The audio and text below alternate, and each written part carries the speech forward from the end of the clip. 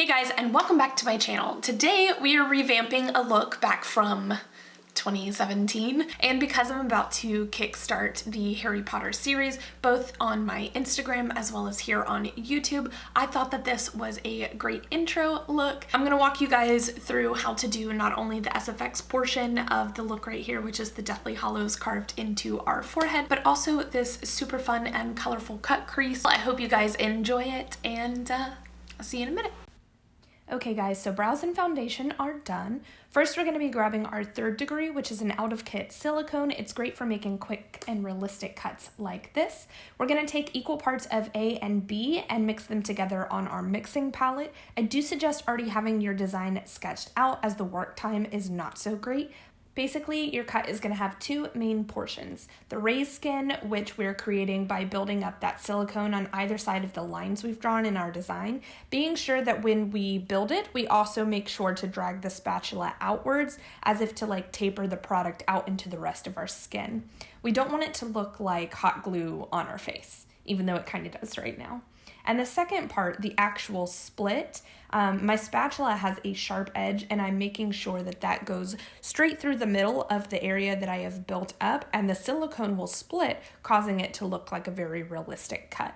Also, it's like incredibly satisfying to do. 3rd degree has a really short working time, so if you're doing a larger piece than I am, or say you're like new to using this product, I do suggest starting with a smaller batch, and then you can always make more. You can also use alcohol on a brush to taper out the edges because it helps dissolve the silicone. Okay, and while that dries, we're gonna go ahead and do our eyes. I first used the black Morphe primer to smooth out my crease, and to better blend that into my upper lid and brow bone area, I tapped a little bit of a warm shadow onto the edge of that black and just kind of buffed it out. I do have a super in-depth cut crease tutorial here on my channel for those of you who would be interested in that. I will link that down below. For this tutorial, I'm just carving out the crease with the white concealer, also from Morphe, and I'm packing a white shadow onto the middle of that to prevent any kind of creasing. Then we're tapping colors onto the lids that represent each of the Hogwarts houses. So one eye is going to be green and blue, and the other is going to be yellow and red. If you recreate this look and want to rep just your house, feather your colors on the inner and outer corners of both eyes, just like I'm doing here. When I first did this look 3 years ago, I was totally repping blue all the way. I added white to my waterline and a little flick of an eyeliner here at the top, and then because I love dots, I added some of the NYX That's the Point dot liner to the outer corners, kind of to just add a little bit more like wham bam, thank you ma'am.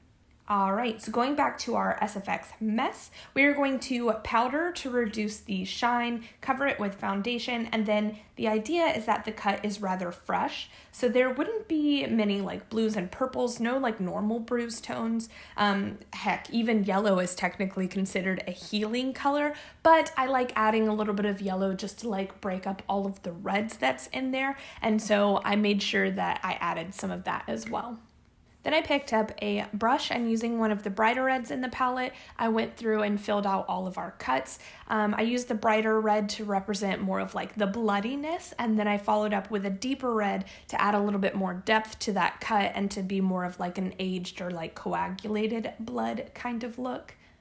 So for this, I did use scab blood. It is extra thick and gross, but we love it. I made sure to fill all of the areas where I felt like the cut would be the deepest. So whenever lines were like intercrossing or on like corners and things like that, I made sure to add a little bit more blood there, which adds a little bit more like drama. I like the texture of it. And I also messily took my finger and ran some of that blood coming like out of the cuts and over the forehead. And that's pretty much it for the look. Thank you guys so much for watching. Subscribe so you don't miss the rest of the Harry Potter series, and let me know which house you belong to in the comments down below. Mischief managed.